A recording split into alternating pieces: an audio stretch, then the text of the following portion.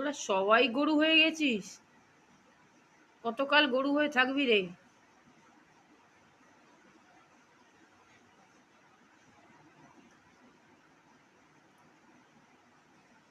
ওইটা নয় ছোট গরু, ঠিক আছে। তুইও গরু?